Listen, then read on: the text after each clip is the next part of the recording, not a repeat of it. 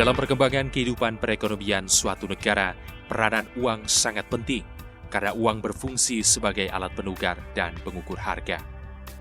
Dalam kegiatan sehari-hari, uang masih menjadi salah satu alat pembayaran utama yang berlaku di masyarakat. Masyarakat banyak menggunakan uang kartal, yakni uang kertas dan logam sebagai alat pembayaran tunai. Uang kartal memegang peranan penting, khususnya untuk transaksi bernilai kecil.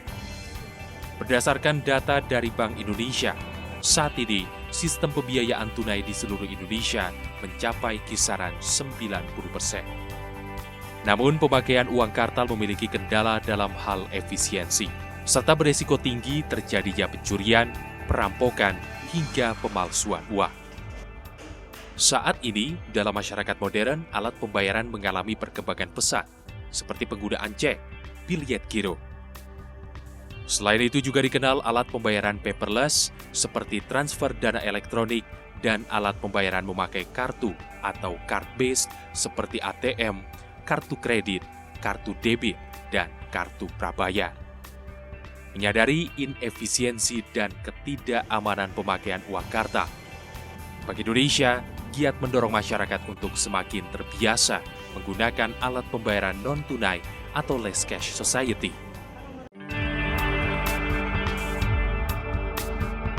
Pada tahun 2014, Bank Indonesia bersama Kementerian Koordinator Bidang Perekonomian dan pemerintah daerah, serta Asosiasi Pemerintah Provinsi seluruh Indonesia secara resmi mencanangkan Gerakan Nasional Non-Tunai atau GNNT. Sejak peluncuran GNNT pada Agustus tahun 2014, perkembangan transaksi menggunakan uang elektronik luar biasa.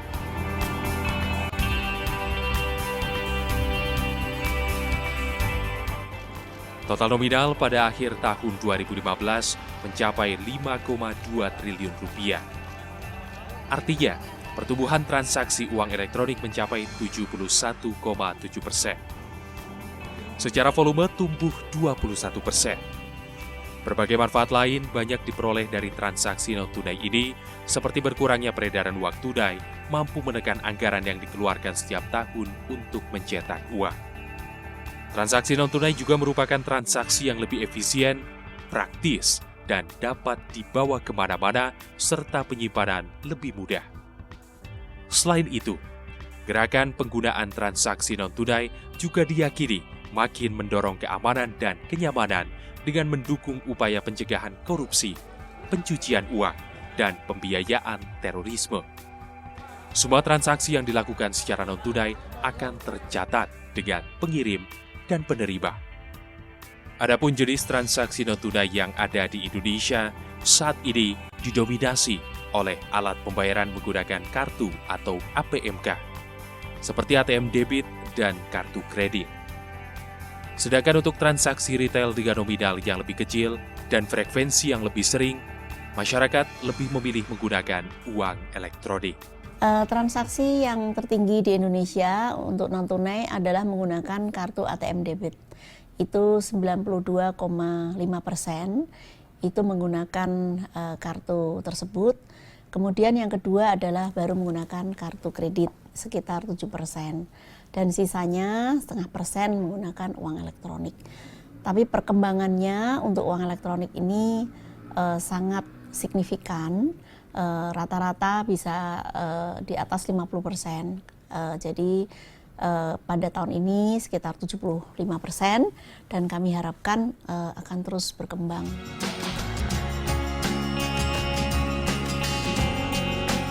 Gerakan transaksi non-tunai melibatkan berbagai pihak seperti perbankan. Kerjasama dengan perbankan terkait integrasi elektronik data capture atau EDC. Sebelum adanya integrasi EDC ini, satu mesin EDC hanya dapat menerima kartu dari satu penerbit atau bank. Setelah adanya integrasi, mesin EDC dapat memproses transaksi dari beberapa bank yang bekerja sama. Secara umum, seluruh bank ikut berpartisipasi aktif dalam meningkatkan instrumen non-tunai. Namun dapat dikatakan bank dengan nasabah yang memiliki preferensi transaksi non-tunai lebih tinggi berkorelasi positif dengan jumlah transaksi non-tunai. Demi memasyarakatkan penggunaan transaksi non-tunai, kerjasama juga dilakukan dalam bidang perhubungan. Dalam hal ini, layanan Transjakarta dan kereta komuter Jabodetabek. Masyarakat cukup hanya dengan mentap sebuah kartu transaksi non-tunai untuk menggunakan layanan moda transportasi massal ini. Praktis dan efisien. Saat ini, penerapan pembayaran non-tunai mudah ditemukan di pusat perbelanjaan, pom bensin, jalan tol, serta fasilitas umum seperti bus Transjakarta.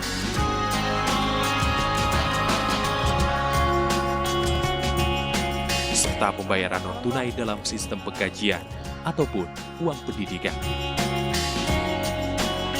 Sejak digalakan pada tahun 2014, pembayaran transaksi non-tunai telah berhasil menjadi sebuah pilihan bagi masyarakat sebagai salah satu alat pembayaran. Demi menyukseskan lagi gerakan nasional non-tunai, Bank Indonesia pun melakukan berbagai upaya guna melebarkan kegiatan transaksi non-tunai.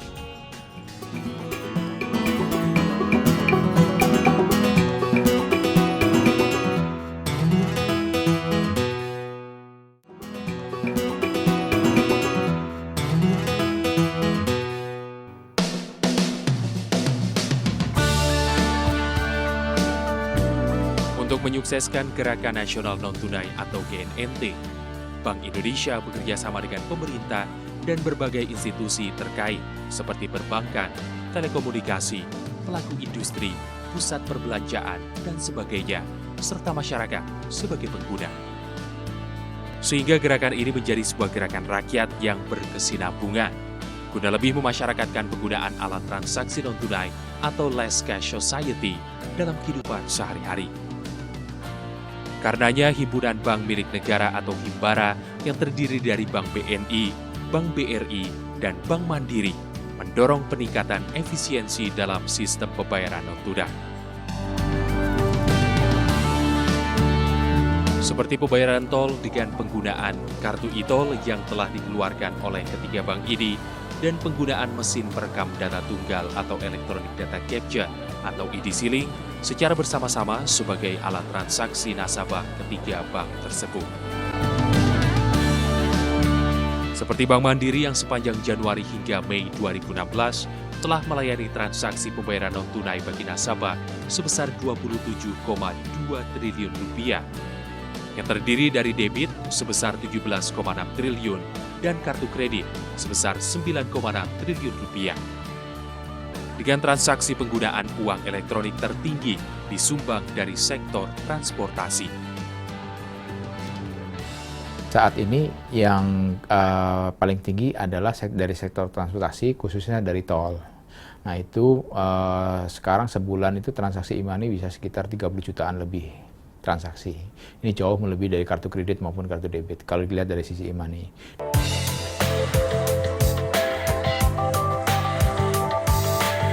Yang terbaru, Bank Mandiri bersama perusahaan penyedia jasa kepelabuhan Pelindo 3 pada bulan Agustus tahun 2016 telah meluncurkan kartu e-port yang dapat digunakan di seluruh pelabuhan di Indonesia untuk memudahkan transaksi pembayaran jasa pelabuhan.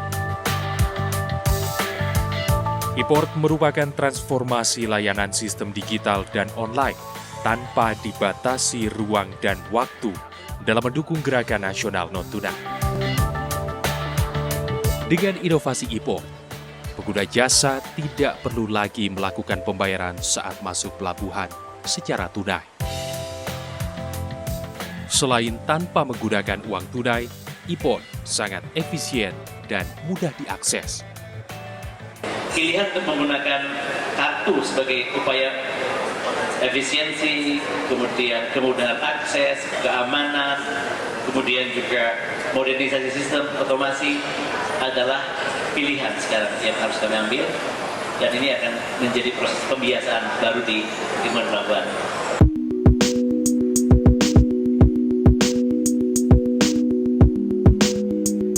Sama halnya dengan Bank Rakyat Indonesia.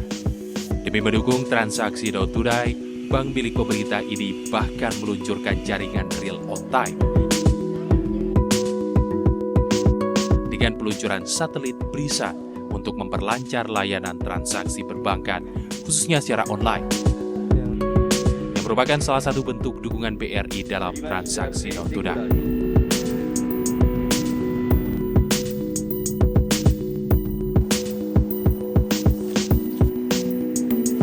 Satelit BRISAT yang merupakan satelit satu-satunya di dunia yang dimiliki jasa perbankan diawasi selama 24 jam di Satellite Operation Control yang berlokasi di Jakarta dan Tabanan, Bali.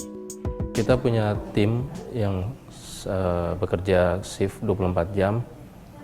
Tugasnya adalah memonitor data telemetri yang diturunkan dari satelit, di mana data telemetri itu menginformasikan kesehatan dari satelit BRISAT kita, baik itu dari subsistem power, attitude-nya, maupun dari temperatur dan sebagainya, sehingga kita bisa memastikan bahwa satelit BRISAT selalu dalam kondisi optimum. Saat ini sesuai dengan orbit yang ditetapkan, kita ada di 150,5 bujur timur, kurang lebih di atas Papua ya.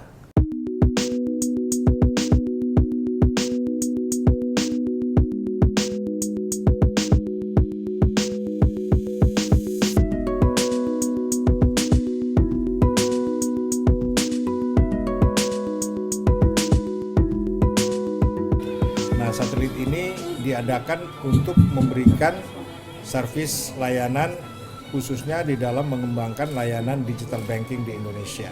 Ya. Kita tahu bahwa ke depan layanan perbankan itu kalau tidak menggunakan teknologi itu akan ketinggalan. Dengan kehadiran satelit BRISAT, seluruh nasabah di desa dapat dijangkau dengan lebih efektif, tidak lagi bertransaksi menggunakan uang tunai, namun dapat menggunakan electronic banking center dan SMS banking. Sedangkan di kota-kota besar, digital banking hadir menggantikan transaksi tunai.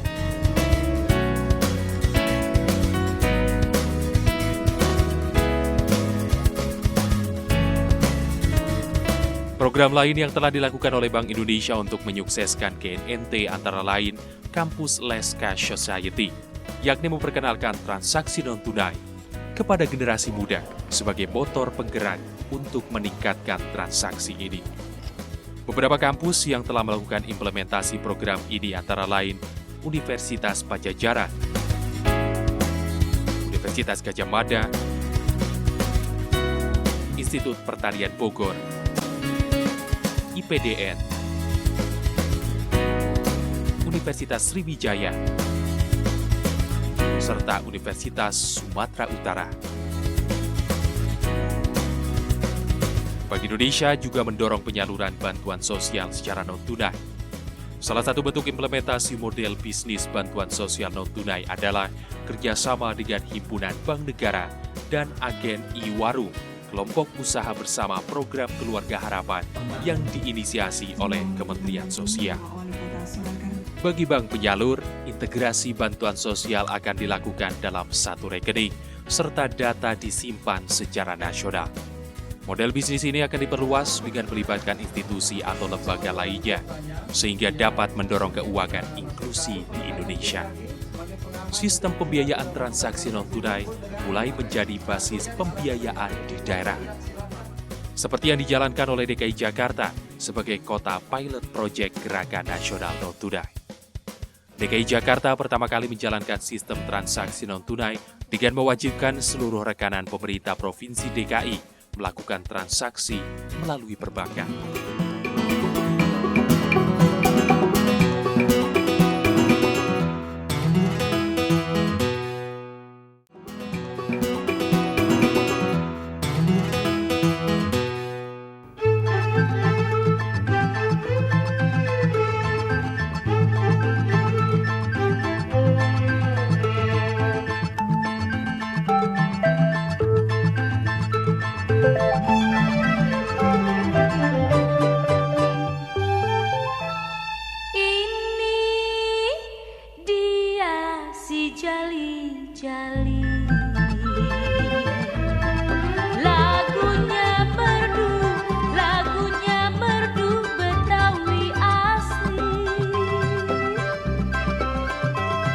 Memiliki penduduk hampir 10 juta jiwa dengan luas wilayah sekitar 664 km, DKI Jakarta yang merupakan ibu kota negara memiliki angka transaksi non-tunai terbesar di Indonesia. Bank Indonesia mencatat di tahun 2015, DKI Jakarta merupakan pengguna transaksi non-tunai terbesar.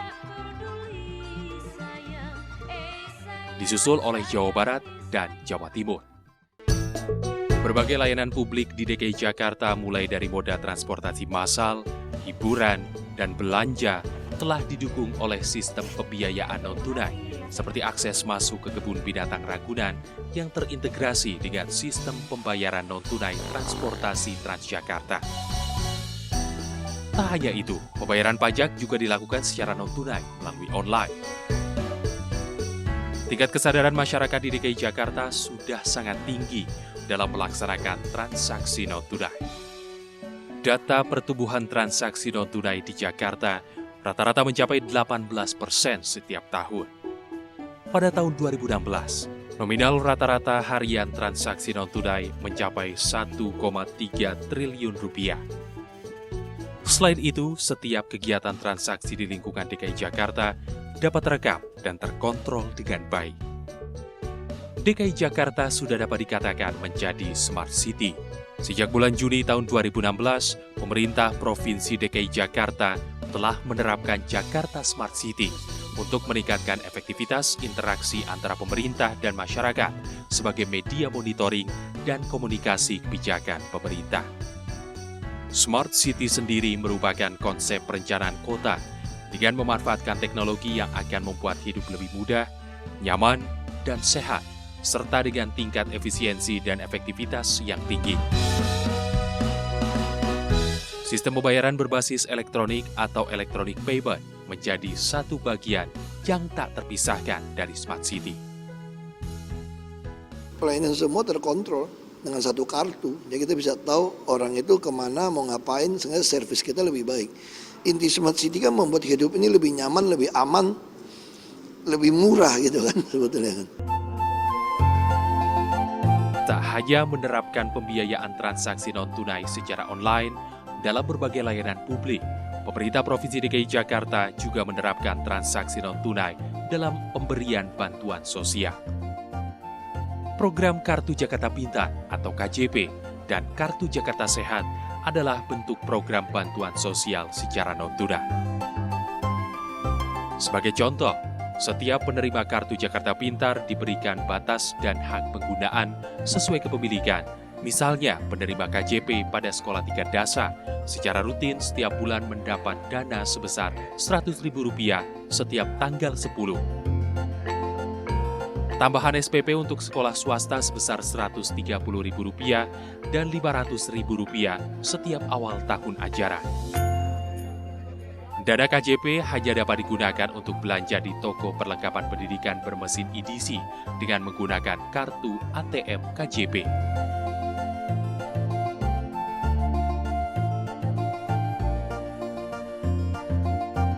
Sebagai lanjutan pembiayaan transaksi non-tunai yang terbaru, pemerintah DKI Jakarta memperkenalkan Kartu Jakarta One atau Kartu Pintar pada Juni 2016 yang bersifat multifungsi dan dapat digunakan masyarakat Jakarta sebagai identitas penduduk dan sarana penerapan kebijakan atau program pemerintah serta akses layanan publik. Selain itu, kartu ini juga berfungsi sebagai uang elektronik atau e-money untuk berbagai keperluan transaksi seperti pembayaran transportasi, parkir, pajak, dan retribusi, serta belanja di toko-toko modern. Adapun cara penggunaan kartu Jakarta One sama seperti uang elektronik pada umumnya, yakni dengan cara dipindai ke alat pemindai saat akan melakukan transaksi. Dengan menggandeng Bank DKI, Pemprov DKI berharap di tahun 2019, seluruh warga Jakarta telah memiliki kartu Jakarta One. Pemerintah daerah yang ingin mengembangkan Smart City, dia membutuhkan data. Dan data itu akan lebih mudah, lebih cepat didapatkan dari transaksi yang terjadi. Gitu. Nah, Pemprov akan mengumpulkan data transaksi itu melalui transaksi non-tunai. Oleh karena itu kami mempunyai ide, kita tawarkan kepada Pemprov ada satu model sistem yang dimana sistem ini nanti akan bisa dipakai di seluruh fasilitas yang disediakan oleh Pemprov. Sebagai contoh, naik Transjakarta, masuk ke Ragunan, masuk ke museum-museum, dan sebagainya. Pokoknya di fasilitas-fasilitas Pemprov itu, kalau bisa diketahui bagaimana pergerakan dari warganya, Pemprov bisa menyediakan transportasi yang baik. Dari hasil itu kita juga bisa untuk transaksi transfer, nabung gitu, sama pengambilan uang, sama isi pulsa, sama listrik. Ya, kalau untuk yang mana sih sebenarnya dia simpel. Ya, saya pernah naik busway aja untuk dari tahun 2013 sih sempat gitu ya. Jadi sebelum menggunakan itu pun juga pernah. Jadi kan sebenarnya kalau manfaatnya itu bisa kita lebih lebih nggak perlu ngantri-ngantri lagi gitu ya. Udah lebih cepatlah waktunya untuk memaintain waktu kita, apalagi kalau orang-orang kerja seperti kita itu udah lebih mempersingkat waktu lah, intinya seperti itu. Jadi pertama kadang kan kita jarang harus bawa uang cash di dompet gitu ya. Jadi kalau misalkan kita cashless tanpa uang cash, kita tanpa non tunai, tinggal bawa kartu aja kemana saja, kita udah bisa transaksi gitu. Yang kedua lebih detail ya. Jadi kadang kan kalau kita transaksi kan nilai rupiahnya kadang kecil gitu ya. Nah kalau pakai non tunai itu kan pasti akurat ya di debit senilai itu gitu. Selain DKI Jakarta, terdapat beberapa kota besar yang mulai menerapkan konsep Smart City seperti Bandung, Makassar, dan Surabaya. Dan diharapkan nanti akan lebih banyak lagi kota di daerah yang mengusung konsep Smart City dengan 6 pilar, yakni Smart Governance, Smart People, Smart Living, Smart Mobility, Smart Economy, dan Smart Environment. Agar kedepannya, Indonesia menjadi sebuah negara dengan peradaban ekonomi yang maju, bersih, dan transparan.